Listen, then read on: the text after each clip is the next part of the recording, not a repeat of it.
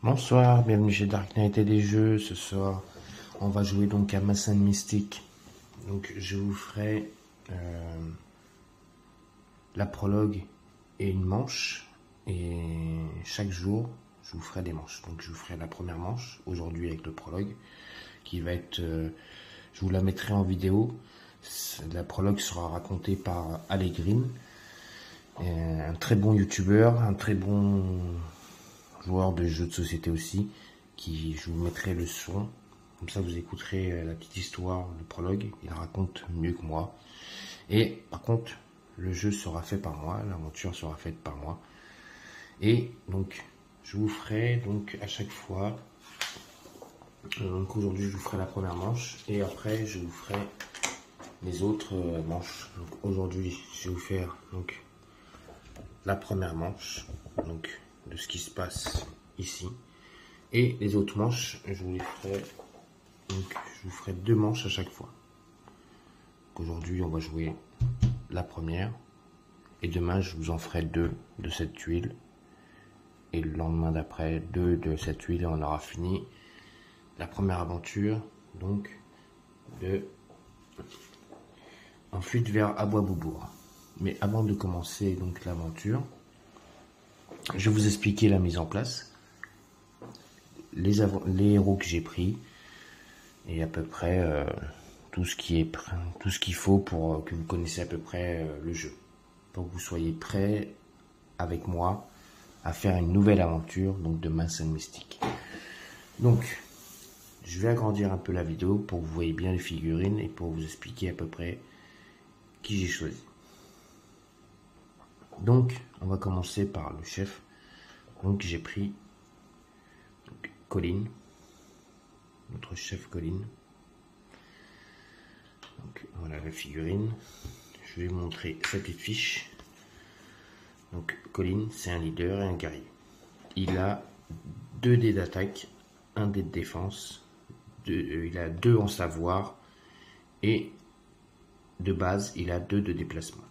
Ensuite, c'est un leader né, il a une petite capacité sur sa carte qui est lors du déplacement des cartes sur la piste d'initiative, si le prince Colin n'est pas placé sur le premier emplacement, il ajoute un fromage à sa réserve. Donc, quelle est cette piste d'initiative? Elle se trouve ici. À chaque fois, on va mettre des cartes. Et donc, on mettra les cartes des méchants et les cartes de nos héros. Donc, Colin. Si Colin n'est pas sur le 1, sur la piste d'initiative, qui se retrouve 3, 4 ou même 2, il rajoutera un fromage dans sa petite réserve. Donc, il aura un fromage de gagné. Donc, il a cette capacité. Ensuite, il a une épée, l'épée de Colin, une armure de cuir et il a 3 points de vie. Derrière, il y a la petite histoire de Colin qui est héritier du trône, le prince Colin est le fils unique du roi Andon. Bien qu'il n'ait que 19 ans, ce Jouvenceau a su démontrer force et courage. On murmure à travers les royaumes que Colin présenterait tous les signes d'un leader né. Nombreux ceux qui ont été émerveillés par les actes de gentillesse et d'humilité dont fait preuve ce jeune homme, bien qu'il ait été élevé sans mère. Le prince passe ses jours à étudier dans le laboratoire de Maginos ou à s'entraîner à l'escrime avec Nez. Ça, c'est la petite histoire donc de Colin. Il a une capacité en plus. Donc, pour pouvoir utiliser cette capacité, il est obligé de payer un fromage qui est commandement. Donc, c'est une classe pour le leader, donc pour lui. Et vous pouvez utiliser cette compétence au lieu de déplacer cette souris. Choisissez une souris sur la même tuile que celle-ci. La souris choisie peut immédiatement réaliser une action. Donc la plupart du temps, l'action qu'elle peut utiliser, c'est une action de combat pour pouvoir attaquer un ennemi. Donc les cartes qu'il a, il a l'épée de Colin, donc, ce qui lui permet de rajouter un dé de combat en plus. Et donc c'est avec cette épée que mon père m'a enseigné les rudiments du combat.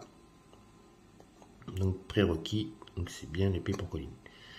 Ensuite, on voit une image d'une souris et on s'aperçoit que la main est jaune d'un côté, mais pas de l'autre. Ce qui veut dire, c'est que quand Colin porte cette épée de cette main, si dans les paquets fouilles je trouve une autre arme, je pourrais lui ajouter une autre arme, car il a une main de libre. Ensuite, il a donc son armure en coque de noix. Donc une souris portant cette armure ajoute un dé de son jet lorsque tente de passer l'eau à la terre ferme. Non, je crois que je me suis trompé, c'est pas ça. Excusez-moi. Je me suis trompé d'armure. J'ai pris une noix de coco. En fait, que c'était pas une armure de noix de coco qu'il doit avoir. C'est une armure de défense déjà. Alors, si je commence à prendre les mauvaises cartes, voilà, c'est bon, je vais trouver. Hop, c'est celle-ci. Et non l'armure de noix de coco. Voilà, je retrouve la carte. Donc c'est une armure de cuir. Parce que lui, il a une armure de cuir sur sa carte. Et cette armure de cuir lui permet donc d'avoir un dé en plus en défense. Et non une armure de noix de coco. Ensuite, nous avons donc Maginos, le plus vieux des souris sauts. C'est le plus âgé. Et donc Maginos est un mystique, donc un magicien. Donc il a un dé de combat, un dé de défense, il a 3 en savoir et il a 2 de déplacement de base. Donc sa capacité un peu spéciale à lui sur sa carte, c'est Puits de pouvoir. Lorsqu'il attaque, Maginos reçoit 2 fromages par fromage obtenu au lieu de 1. Donc si je lance un dé et j'obtiens un fromage, au lieu de prendre un fromage, j'en prendrai 2. Donc équipement de départ, lui il a le bâton de Maginos, comme on voit sur le dessin. Et il a 3 points de vie. Ensuite, sa petite biographie.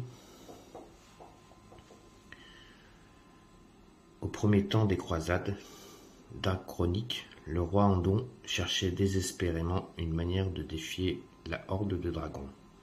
Un jour, Maginos se présentera au roi, affirmant que les secrets pour terrasser ces cracheurs de flammes reposaient au sein même du château. Certains croyaient le vieux mage complètement fou, mais le roi Andon lui accorda l'accès au donjon. Maginos passa 8 jours et 8 nuits dans les catacombes poussiéreux à tenter de déchiffrer les étranges symboles de protection gravés sur les murs. Au 9e jour, il parvint, éreinté, à rompre le sort, dévoilant une chambre secrète remplie d'artefacts, de parchemins et de tomes que l'on croyait perdus. C'est un lieu que Maginos découvrit une puissance épée capable de terrasser les dragons. Ainsi fut sauvé le royaume.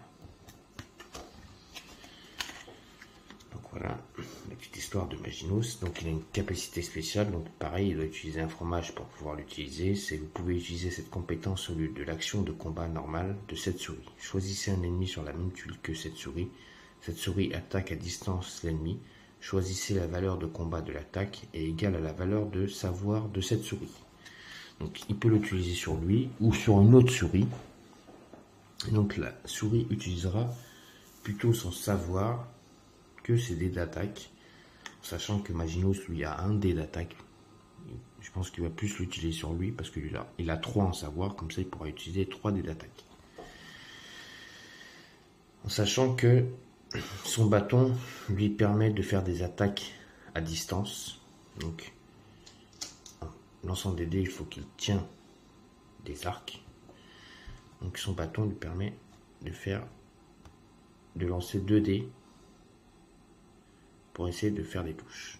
Lorsque Maginos attaque une figurine se trouvant sur la même case, ce bâton est considéré comme une arme de mêlée contendante. On voit que lui par contre, s'il trouve dans les fouilles une autre arme, il ne pourra pas la prendre ou se défausser de son bâton parce que le bâton lui prend les 2 mains. Donc cette petite capacité aussi, je ne pourrais pas utiliser un autre dé, car ce dé là est servi pour les attaques à distance. Là, il a une compétence pour des attaques de mêlée, Donc j'aurai que 1 dé pour faire des attaques de mêlée si je veux faire des attaques corps à corps. Ensuite nous avons Nez, qui est donc un bricoleur. On voit bien que ses petits outils et son marteau. Donc Nez, c'est un bricoleur et un guerrier. Il a 2 dés d'attaque, 1 dé de défense, 2 en savoir et 1 de déplacement de base. Donc c'est un dur à cuire. Nez ne peut être ni étourdi ni empêtré. Donc il a le marteau de base. Il a un marteau de Nez. Il a 4 points de vie. Nez est un ancien soldat à la carrure importante dont le corps porte des cicatrices d'un passé tumultueux. On murmure au château qu'il a jadis été arrêté pour un crime terrible, mais que le bon roi Andon lui accorda son pardon. Seuls ces 2 hommes connaissent la nature de ce crime. Mais depuis lors, Nez est ardemment loyal à la famille royale. Il travaille désormais dans la forge du château, où il supervise la production d'armes et d'armures, et plus rarement de chaudrons et de casseroles. Nage n'a pas estompé la puissance de ses muscles, et bien que Nez manque d'éducation, il est doté d'une grande sagesse forgée par l'expérience et le temps. Donc, il a une capacité spéciale. Donc, pareil, il doit utiliser un fromage pour pouvoir l'utiliser. Vous pouvez utiliser cette compétence après que cette souris ait vaincu un ennemi à l'aide d'une arme de mêlée acérée. Cette souris attaque à nouveau avec cette arme. Cette compétence ne peut être utilisée qu'une seule fois par tour. Donc à chaque tour, je peux utiliser cette compétence. Donc il a le marteau de Nez qui lui permet d'avoir, au lieu d'avoir 2 dés, d'avoir 4 dés. Avec ce marteau, lorsque Nez attaque une figurine se trouvant sur la même case, il ajoute que 1 à sa valeur de combat et non 2. Donc ce qui veut dire, c'est que si Nez est sur la même case qu'un ennemi, au lieu d'avoir 4 dés, il n'aura que 3 dés. Ensuite, nous avons notre amie Tilda, la guérisseuse, celle qui soigne tout le monde. Enfin, je ne voudrais pas à la place de celui-là qui va être en face, parce qu'il va se prendre un coup de masse. Donc Tilda est une guérisseuse, elle a 2 dés de combat, 1 dé de défense, 2 en savoir et 2 de déplacement. Donc empathie, donc sa capacité spéciale sur sa carte, c'est empathie. Lorsqu'une autre souris sur la même tuile que Tilda devient empoisonnée, étourdie, maudit, empêtrée ou reçoit une brûlure, Tilda ajoute immédiatement un fromage à sa réserve. Donc si une des souris a une de ces mal-être que je viens de vous lire, elle gagne un fromage. Donc l'équipement de départ, elle a une masse d'armes de Tilda et une armure de cuir comme Colline. Je vais vous lire cette petite biographie, si je ne vous la lis pas, alors que j'ai tout le monde. Il y a plusieurs années, l'armée du roi Andon fouillait les ruines d'un village rasé par les flammes des dragons. Parmi les décombres encore fumants, ils trouvèrent un bébé en larmes. Émailloté de couvertures et de cendres, tout le long du chemin du retour, les soldats prirent grand soin du nourrisson, et dès leur arrivée au château, le roi Andon fit remettre l'enfant aux guérisseuses de l'ordre. Les prêtresses la nommèrent Tilda, et l'élevèrent comme l'une de leurs. C'est ainsi que Tilda devient remarquable guérisseuse. La survie de Tilda fut perçue comme un bon présage, et lorsqu'elle eut atteint l'âge, le roi lui demanda de devenir la guérisseuse personnelle de la famille royale. Donc elle a une compétence spéciale. Donc, pareil, elle doit utiliser des fromages pour pouvoir l'utiliser. C'est guérisseur. Cette compétence coûte une action. Choisissez une souris sur la même case ou sur une case adjacente à chaque souris. Retirez jusqu'à 2 blessures de la souris. Choisis. Ce peut être vous. Donc elle peut se guérir de 2 si elle est blessée, ou sur la même case ou sur la même tuile que elle peut guérir 2 blessures, une souris. Ou sinon, choisissez 2 souris sur la même case ou sur une des 2 cases adjacentes à cette souris. Retirez une blessure de chacune des souris choisies. Ce peut être vous. Donc par exemple, elle peut se soigner d'une blessure et soigner une autre blessure à une autre souris qui est blessée. Donc Tilda a une masse d'armes. Donc sa masse par contre, vous voyez, il n'y a pas de plus. Donc elle aura toujours 2 dés de combat. Donc lorsque Tilda attaque avec cette masse, ajoute 1 à sa valeur de combat pour chaque autre souris blessée située sur la même casque d'elle. Donc pareil, si Tilda, au moment qu'elle attaque, il y a une souris qui est blessée à côté d'elle et qu'elle attaque un rat, là par contre, elle aura 3 dés de combat. Ensuite, donc, elle a une armure de cuir. Donc là, vous pouvez constater qu'il y a un +1, donc qui lui permet d'avoir 2 dés de défense. C'est la même biographie que Colin. Donc c'est fou ce que l'on peut faire à partir d'une vieille chaussure. Donc elle peut se soigner. Donc ça, ce sont tous les héros que on va jouer pendant l'aventure ensemble. Et donc on pourra rencontrer donc des rats, des cafards, des scolopendres. Je vais essayer de bien vous présenter. Voilà. Une grosse araignée. Et donc notre ami le chat, je n'ai que le petit Standy, donc une patte de chat. Et peut-être le colonel Wurtz. Donc ça je réduis. Et je tourne la caméra. Donc ici nous avons, j'ai mis en place donc le tableau, le tableau de compte. Donc la partie se termine au bout de la page 6. Nous sommes en page 1. Donc les conditions de défaite. Donc si le marqueur temps monte à la page 6, nous avons perdu. Et bien sûr, dans ce jeu, aucune souris ne meurt. Toutes les souris qui perdent tous leurs points de vie sont capturées. Donc si toutes les souris sont capturées, c'est la deuxième condition de défaite. Donc, comment le petit marqueur temps va pouvoir monter sur les marque-pages? C'est grâce à la boussole, enfin à l'horloge qui est là-haut. Si elle est remplie de fromage, le marqueur temps va monter. Donc, comment il peut y avoir des fromages dans le marqueur temps? Eh bien, soit des cafards vous mangent des fromages, ou soit quand les ennemis, je vais leur lancer des dés de défense, ils obtiennent un fromage, on mettra un fromage aussi là-bas, ou sinon, quand il n'y a plus d'ennemis sur le plateau et que au lieu d'aller sur un autre plateau, je me permets de faire des fouilles, je perdrai du temps, je rajouterai un fromage. Ensuite, là où nous avons d'autres cartes de capacité. Donc si j'ai 5 fromages, je peux acheter de nouvelles compétences pour pouvoir avoir plus d'action, d'attaque ou de défense. Ensuite, nous avons 2 cartes ici. C'est pour cette aventure. Donc c'est des objets qu'on pourra trouver bien spécifiquement pendant cette aventure. Nous avons des cartes rencontres.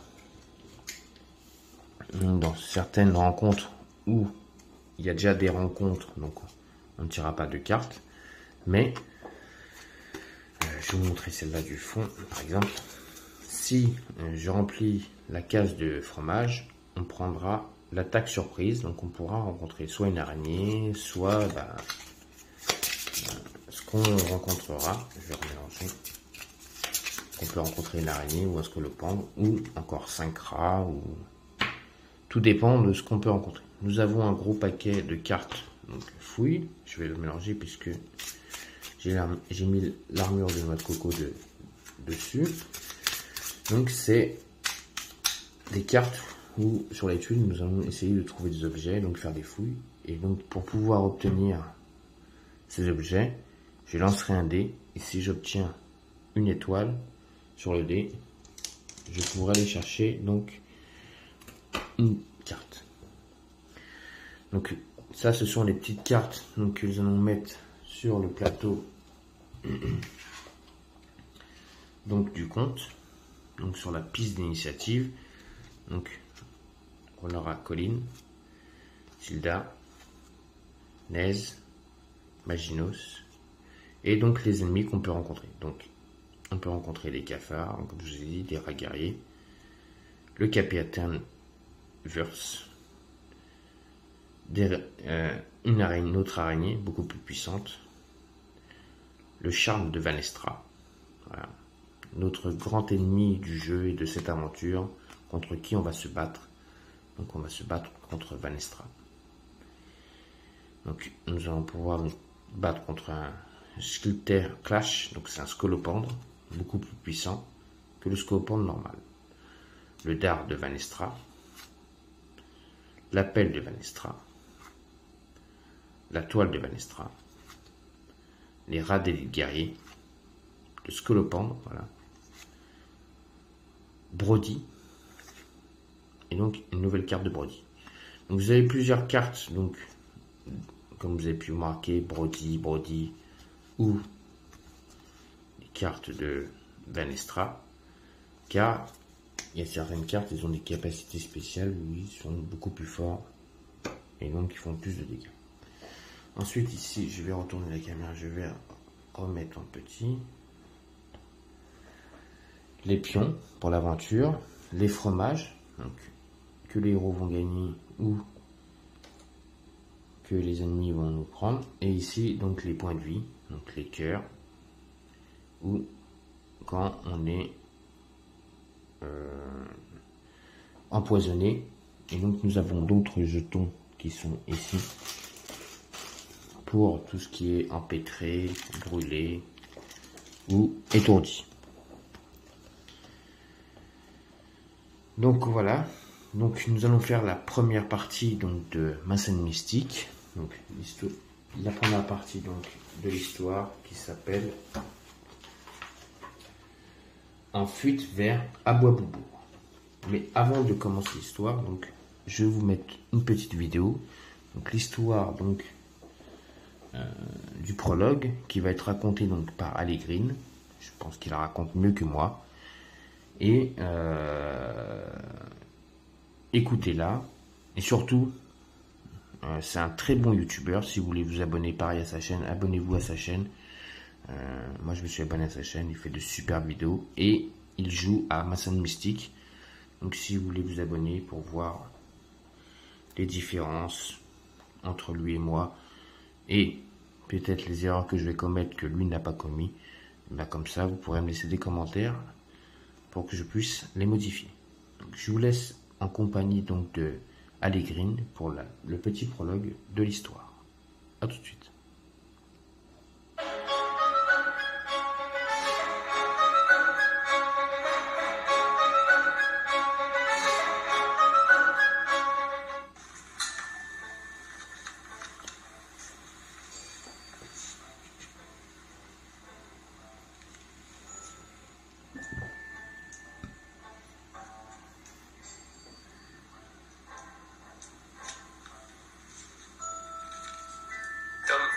Chagrin et souvenirs. Prologue. Une histoire pour Tip. Daz Bellows agita son dos en direction de son fils. Allez, on lit mon soulisseau. Le petit Tip bâilla en s'étirant, puis grimpa dans son lit de paille avant de s'enrouler de sa queue. À l'extérieur de l'arbre maison, le vent hurlait et la neige s'amoncelait. Daz en mitoufla Tip d'une épaisse couverture. Allez mon grand, murmura-t-il en ébouriffant gentiment les poils de la tête de son fils. Rêve du printemps et de beauté florissante. Il se tourna pour éteindre l'énorme chandelle placée dans le coin de la chambre, mais Tip se redressa. « Ne pars pas !» suppliait le souriceau. « On me fait peur ce soir. S'il te plaît, reste et raconte-moi une histoire. » Daz sourcilla amusé. « L'histoire, hein? Laquelle as-tu en tête ?» La queue de Tip frétilla d'excitation. Raconte-moi l'histoire de Colin, le brave prince du royaume des hommes. Daz s'esclaffa et s'assit dans le fauteuil en coque de noix, juste à côté du lit. La lueur de la chandelle illuminait le visage déjà captif de Tip. Très bien, mon garçon. Allonge-toi, je vais te la raconter. Notre histoire commence avec un jeune humain un peu plus vieux que toi. Mais notre histoire ne commence pas en hiver. Elle commence lors d'un somptueux été. Et c'est ainsi que Daz entama l'histoire, la racontant mot pour mot avec force et passion, comme son propre père la lui avait jadis racontée. Il était une fois un royaume peuplé d'hommes, où régnait le roi Andon. C'était un homme bon et généreux, aimé de tout son peuple. Après la mort de sa femme, la reine, il vécut seul pendant de longues années. Malgré l'absence d'une mère, le roi parvint à bien élever le prince Colin. Celui-ci devint un beau jeune homme et son père en était très fier. Mais le temps n'avait pas estompé les sentiments du roi pour sa défunte reine. Le roi Andon passait la majeure partie de son temps avec ses conseillers. Ensemble, ils dirigeaient le royaume du mieux possible, veillant à la justice et assurant la sécurité de leur peuple. Ils ordonnèrent la construction d'importants édifices publics, s'assurèrent que tous puissent manger à leur faim, sans jamais négliger d'entretenir les unions forgées avec les royaumes voisins, comme le riche royaume de Nextor. La paix régnait. Lors d'une belle journée d'été, une dame d'un royaume lointain s'annonça au château. Un ciel sombre et de glaciale bourrasque accompagnait sa venue. C'était Vanestra, la splendide reine du royaume inconnu de sombre terre.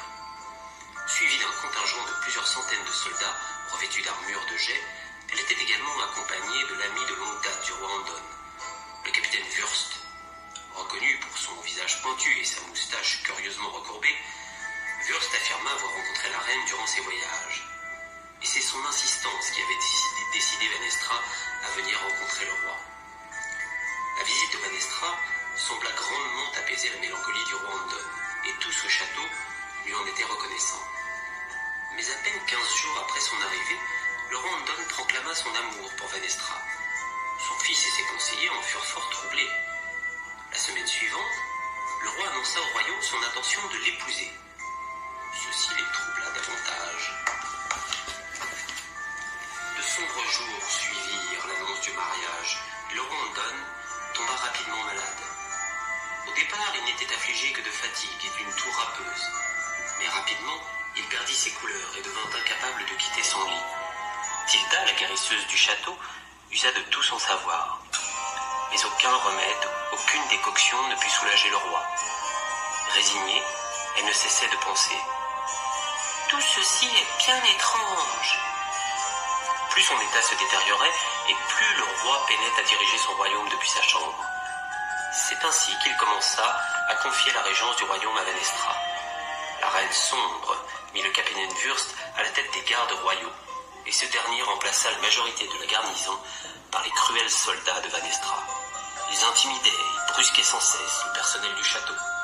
Rapidement, nombre d'entre eux s'enfuirent, à l'exception des plus loyaux, comme la bonne cuisinière Miss Maggie. Durant la nuit, d'étranges bruits se faisaient entendre dans les couloirs vides du château, et Miss Maggie ne pouvait que secouer la tête et se dire « Tout ceci est bien étrange ». Durant le jour, il était possible d'apercevoir Vanestra, circuler dans le château et réprimander ses soldats qui semblaient incapables de faire autre chose que du grabuge. La reine passait la majeure partie de son temps à l'intérieur de la forge du château, de laquelle provenaient martèlements et sifflements de vapeur. En ces moments, le mystique du château, Maginos, se frottait la barbe en pensant « Tout ceci est bien étrange ». C'est à ce moment-là que le prince Colin décida de convoquer secrètement les conseillers les plus proches du roi dans le laboratoire de Maginos.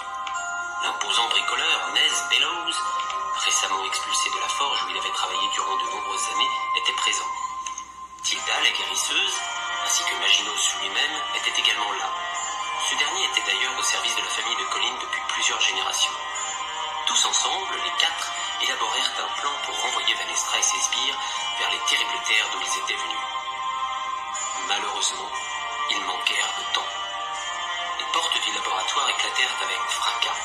Le capitaine Wurst, assisté de nombreux gardes, se dressait dans l'embrasure.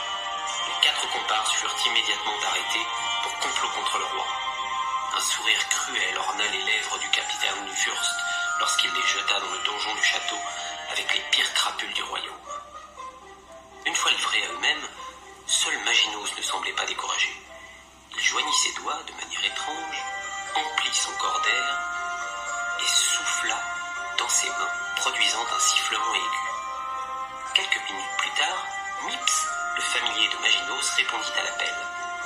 Sans se faire voir, le minuscule dragon rubis était arrivé, volant au-dessus des gardes avant de se faufiler au travers des barreaux pour enfin se poser au creux des mains de Maginos. Dans sa mâchoire se trouvait un unique cheveu d'un noir de gêne. Maginos caressa la tête de Mips et brandit le cheveu en l'air pour que tous puissent le voir. Voici l'un des cheveux de Vanestra, dit-il. Il s'agit clairement d'une créature magique, de grande puissance. Un seul de ces cheveux nous permettra de nous transformer et de nous évader. Toutefois, il nous faudra choisir notre transmutation avec sagesse, car il n'y aura plus aucun moyen pour nous de reprendre notre forme humaine. Colline et ses compagnons s'observèrent en silence, bien tristes à l'idée de ne plus jamais être humains. « Des souris !» dit une voix provenant de l'ombre. Il s'agissait de Filch, un voleur notoire. Il avait dépouillé de leurs biens les bonnes gens du royaume pendant longtemps, jusqu'au moment où les gardes du roi Ondon arrivèrent enfin à le capturer. Ils partageaient désormais leurs cellules. « D'ici, on peut s'évader par les égouts !» continua-t-il en pointant une petite grille située sur une dalle de la pièce voisine. « On t'a pas parlé, malandrin !» grogna Nez, quand soudain retentit un bruit dans la salle des gardes. « Il n'est plus temps de se quereller !» s'exclama Maginus. Agitant sa main libre au-dessus du cheveu de Vanestra, il murmura des paroles si anciennes que même le temps les avait oubliées. Tels des gouttes d'eau, des grains de lumière bleutée s'exhalèrent du cheveu, tourbillonnant jusqu'au sol. Très vite, des bourrasques invisibles générèrent un intense vortex, brillant d'une force surnaturelle, qui disparut brusquement dans une vive explosion. La cellule où se trouvaient les 5 prisonniers gardait maintenant 5 minuscules souris. « Misère !» chicota Nez.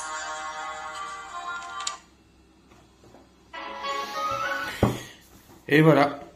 Donc vous venez d'entendre le prologue de la petite histoire, très bien raconté donc par notre ami donc Allegrine. Et donc on va continuer donc avec l'histoire donc en fuite vers Abois-Boubourg, et après donc on va pouvoir commencer donc l'aventure. Donc je vous remets donc Allegrine qui va donc vous faire la petite histoire en fuite vers Abois-Boubourg. Premier chapitre, en fuite vers Abois-Boubourg. Le prince Colline et ses compagnons étaient abasourdis par leur nouvelle forme réduite. Les murs autrefois familiers du château se dressaient maintenant par-delà leurs regards, comme s'ils se trouvaient dans la demeure d'un géant. Maginus les sortit de leur rêverie. « Nous devons y aller maintenant » pressa-t-il. Le groupe se précipita à travers les barreaux de la cellule, leurs pattes de velours ne laissant entendre aucun bruit. Ils passèrent sous la chaise d'un garde somnolent avant d'atteindre un grand sac qui reposait contre le mur. Le capitaine Wurst y avait mis leurs armes et autres objets que lui et ses hommes avaient confisqués lors de leur arrestation. « Récupérez-vous bien !» chuchota Maginus tandis qu'il ouvrait le sac avec Tilda. « Vous devez proclamer votre possession à haute voix, sans oublier d'être discret. » Le prince Colline bondit dans le sac et retrouva rapidement son épée, qui était désormais beaucoup trop grande pour qu'il puisse la manier. « Cette lame est mienne !» chuchota-t-il. L'épée rapetissa instantanément, permettant à ses pattes désormais minuscules de la manier. Rapidement, Colline, Tilda, Nez et Maginus reprirent possession de leurs armes et de leur équipement. Lorsqu'ils émergèrent du sac, ils découvrirent un Filch souriant qui tenait une dague avec sa queue. « Où as-tu pris cela, Veledin ?» demanda Nez. Filch pointa de son pouce le garde derrière lui, toujours endormi. Filch ajouta. « Il manquera pas, à moins que tu ne veuilles grimper pour lui redonner. »« Impossible, dit Maginus. L'enchantement est terminé, et ce que nous avons en notre possession est changé de façon permanente, tout comme nous. » Soudain, un cri strident provenant de leur ancienne cellule retentit, ce qui éveilla le garde en sursaut. « Tous aux égouts !» hurla Maginus. « Des souris !» cria le garde enfin debout. Ce sont des souris !» Les 4 compagnons s'élancèrent vers la grille des égouts, mais durent s'arrêter brusquement lorsqu'un nouveau cri, autrement plus terrible, tonna derrière eux. En se tournant, ils virent terrifiés les gardes rétrécir tout en changeant de forme, leurs vêtements s'adaptant à leur corps maintenant velu. « Vanestra !» s'écria Colline effarée. « Elle sait !» Et voilà. Donc vous venez d'entendre donc l'histoire donc en fuite vers Abois-Boubourg. Donc maintenant on va pouvoir commencer donc l'aventure. Donc je vais vous agrandir. Donc le but du chapitre, les séries doivent s'évader du château en emmenant toutes les souris sur la case veille d'arbre située dans la cour avant que le sablier n'atteigne le marqueur fin sur la table des matières. Condition de victoire, les souris l'emportent après avoir éliminé tous les ennemis dans la cour. Toutes les souris non capturées occupent la case derrière l'arbre situé dans la tuile salle tour. Donc, après pour la mise en place, donc j'ai fait la mise en place comme qui était dit. Et donc mise en place des salles, donc ça c'est fait. Et donc là on va commencer donc avec la première salle qui est ici. Voilà. Donc c'est la salle du garde. Donc aujourd'hui on va commencer cette aventure donc avec la salle du garde. Et demain nous ferons l'aventure 2 et l'aventure 3. Donc l'aventure 1 aujourd'hui, donc on nous demande donc toute la tuile, donc voilà. Donc sur toute la tuile, attaque surprise spéciale 2 rats guerriers. Fouille spéciale, trousse de bricolage, permet à un bricoleur d'obtenir une armure ou une arme de son choix. Donc vous voyez là le petit 1 sur la statue.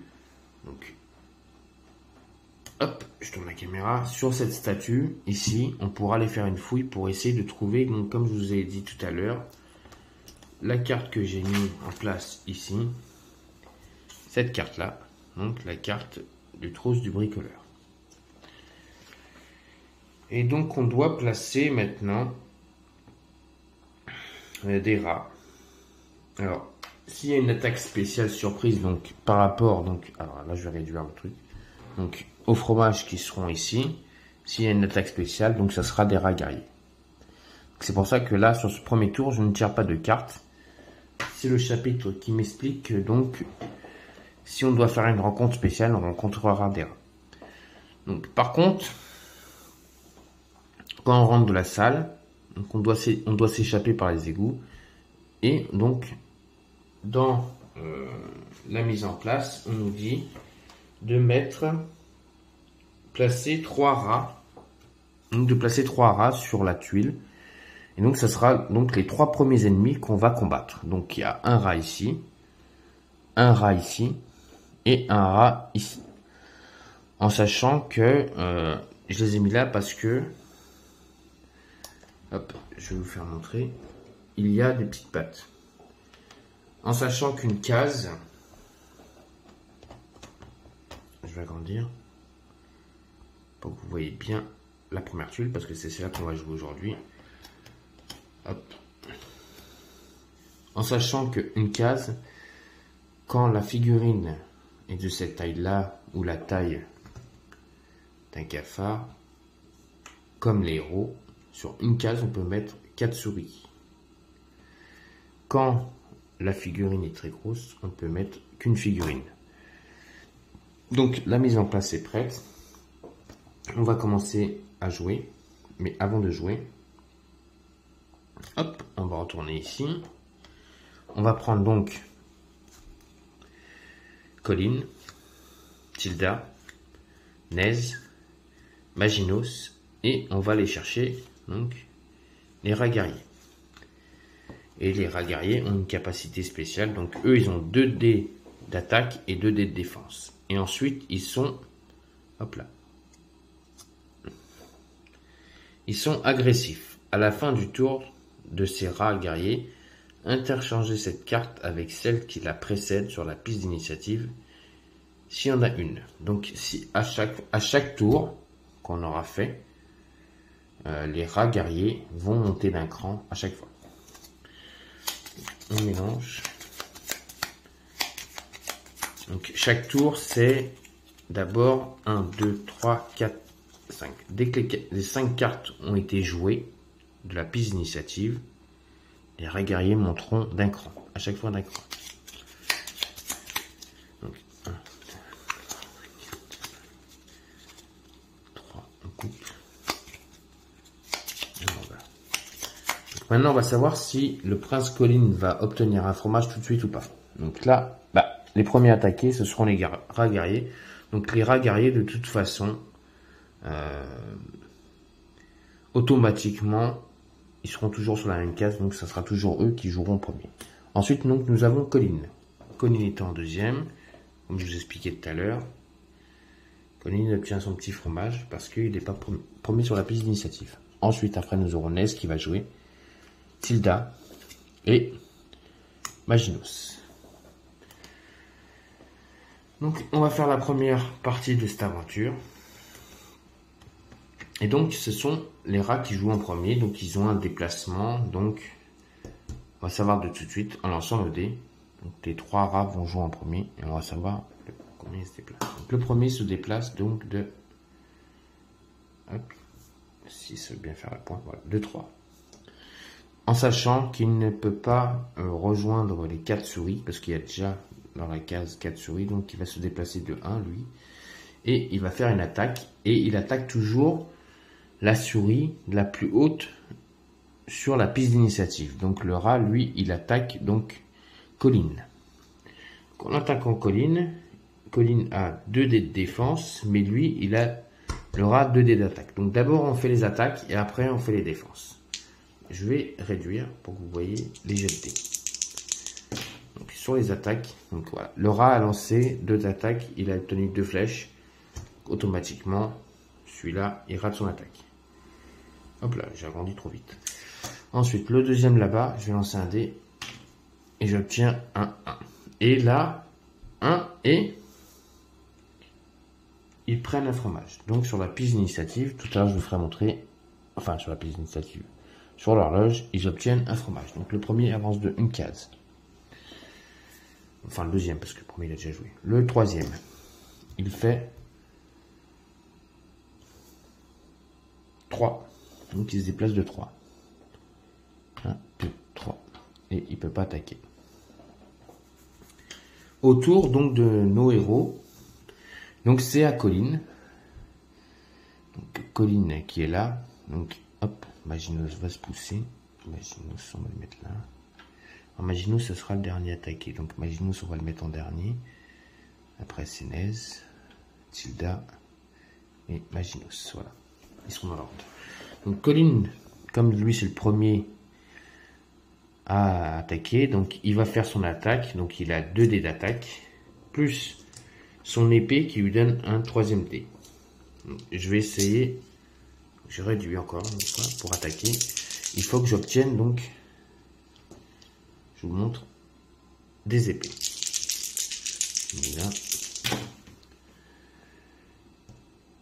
Là, j'ai obtenu un fromage, donc il obtient un 2e fromage.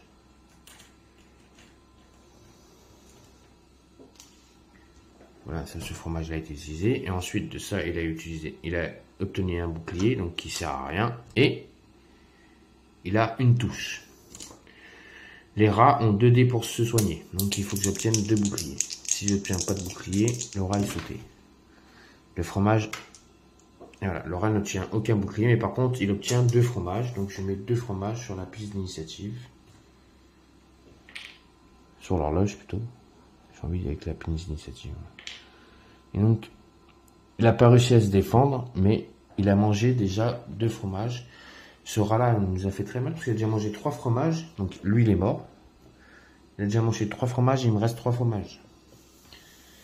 Ensuite... c'est au tour donc de Nez. Donc Nez, il va se déplacer.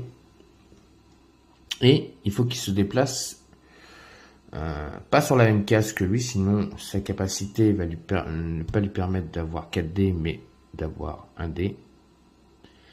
Donc il a déplacement de 1, mais si je me déplace de 1, ça va pas être bon. Donc je vais me déplacer en lançant un dé. J'obtiens 3. Donc 1, 2... 1, 2, je vais me placer ici, en face de lui, et je vais lancer, donc, Nez a le droit, là, cette fois-ci, à 4 dés. Donc, je vais lancer mes 4 dés, pour voir si j'obtiens des touches. Alors, j'ai obtenu déjà un fromage, Nez obtient un fromage, et 2 arcs qui lui servent à rien, un fromage, mais il obtient une touche. Le rat se défend avec 2 dés. Et le rat se défend pas, car il a obtenu une épée et une flèche. Ce rat-là est défaussé. Ensuite, c'est au tour de notre amie Tilda. Tilda va se déplacer de 1, plus son déplacement de 2, donc elle va faire 3. Donc elle va faire 1, 2, 3. Elle va venir sur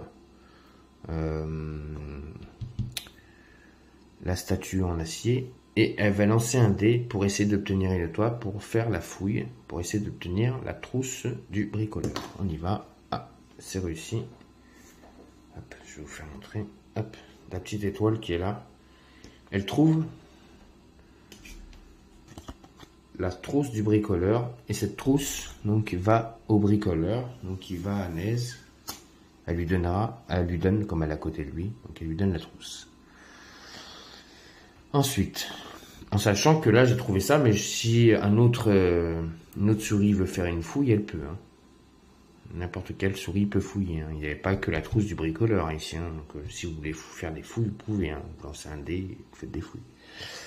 Ensuite, c'est au tour de Maginos, donc qui a 2 déplacements de base. Donc 2 déplacements de base, donc ça ferait 1, 2. Je suis à portée pour pouvoir l'attaquer, donc c'est ce que je vais faire. Et je vais lancer donc 2 dés, qui me permettent de lancer 2 dés. Et il faut que j'obtienne des arcs. Donc j'ai obtenu un bouclier qui me sert à rien, et une flèche donc, qui passe. Lui il a 2 dés pour se défendre, on va voir s'il va réussir à se défendre. Et le rat se défend très bien, puisqu'il a obtenu 2 boucliers. C'est un nouveau tour, donc c'est au rat de jouer. Donc le rat va lancer un dé pour savoir combien il se déplace. Il se déplace de 2.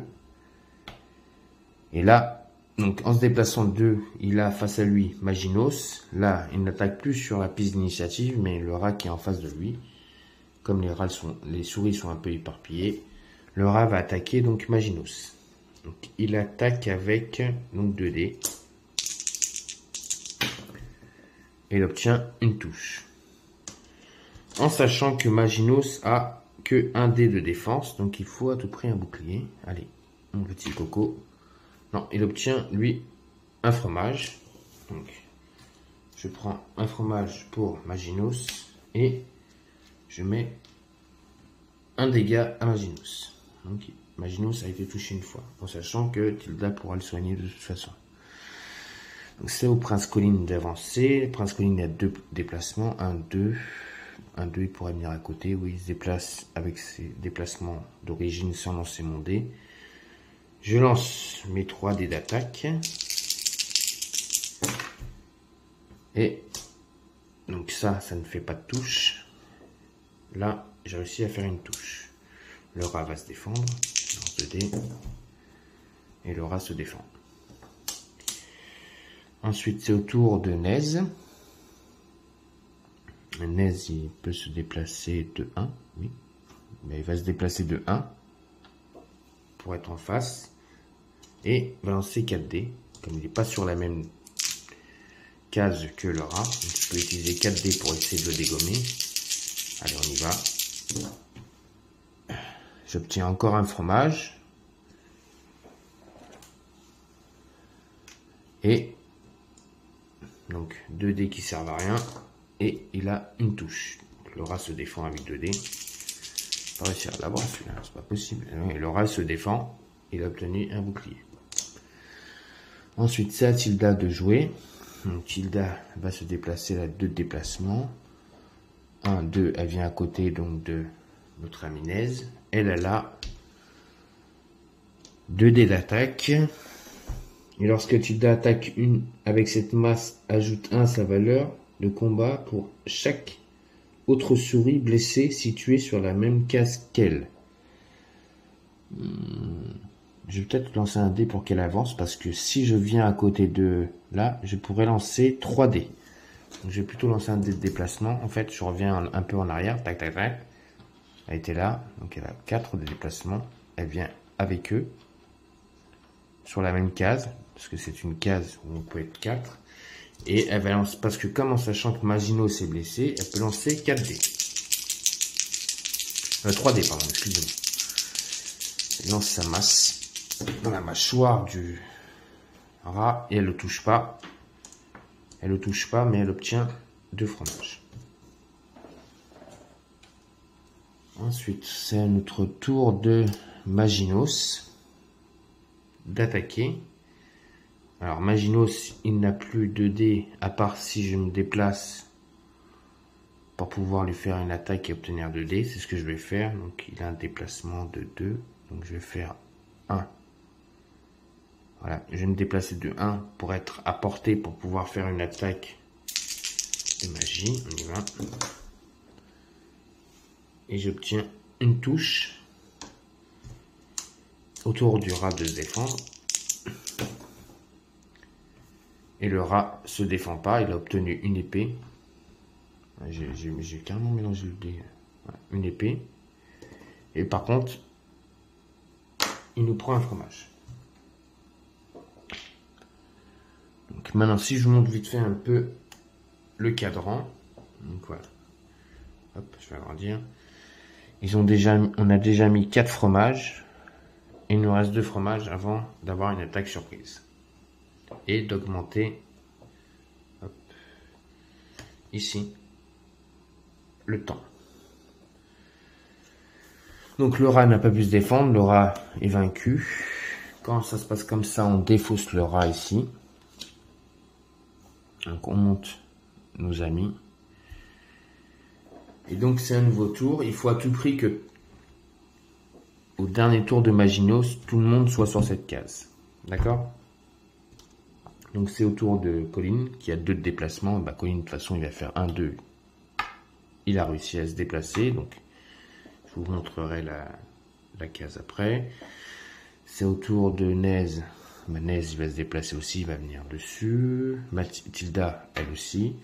Alors Maginos il a 2 de déplacement. Est-ce qu'il peut y aller? 1, 2. Oui 1, 2. Et il y va.